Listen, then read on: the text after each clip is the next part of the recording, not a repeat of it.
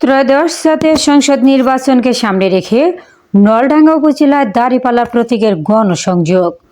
নাটোর থেকে সিয়াম সরকারের ক্যামেরায় সোহান সরকারের রিপোর্ট। ত্রয়োদশ জাতীয় সংসদ নির্বাচনকে সামনে রেখে নাটোরে জামায়াতে ইসলামের প্রার্থীর নির্বাচনী প্রচারণা চলছে। নাটোর ২ আসন থেকে মনোনীত জামাত প্রার্থী অধ্যাপক ইউনুস আলী আজ সোমবার সকাল 10টা থেকে নলডাঙ্গা উপজেলার পাটুল বাজারের দাঁড়িপাল্লা প্রতীকের গণসংযোগ করেছেন। তিনি নেতাকর্মীদের সঙ্গে নিয়ে ভোটারদের সঙ্গে সরাসরি সাক্ষাৎ করেন এবং সমর্থন কামনা করেন।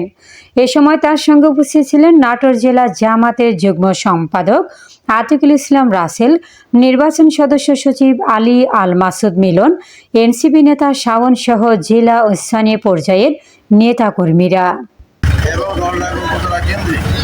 আমি উন্নয়নের পরিকল্পনা গ্রহণ করব, যোগাযোগ ব্যবস্থা, তারপরে এখানে চাষিদের জন্য কল্যাণমূলক কাজ, বিনা সুদে ঋণের ব্যবস্থা, তারপরে আলতিবিলকে একটা মাসের অবরান্ন করা এবং যেসব জমিগুলো আপনার ডাঙ্গা এলাকা আছে সেখানে বিভিন্ন রকম ফসল উৎপাদনের জন্য আধুনিক প্রযুক্তি ব্যবহার করে চাষিদের সহযোগিতা করা এবং এই এলাকার যারা যুবক রয়েছে, বেকার রয়েছে, তাদের কর্মসংস্থানের জন্য আমরা বিভিন্ন রকমের প্রকল্প হাতে নেব ইনশাল্লাহ।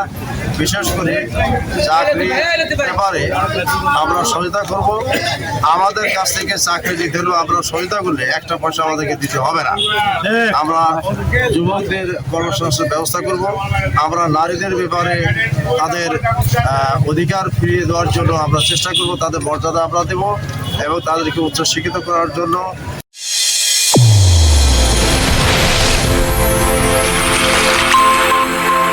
চ্যানেল A1 হৃদয়ের স্পন্দন।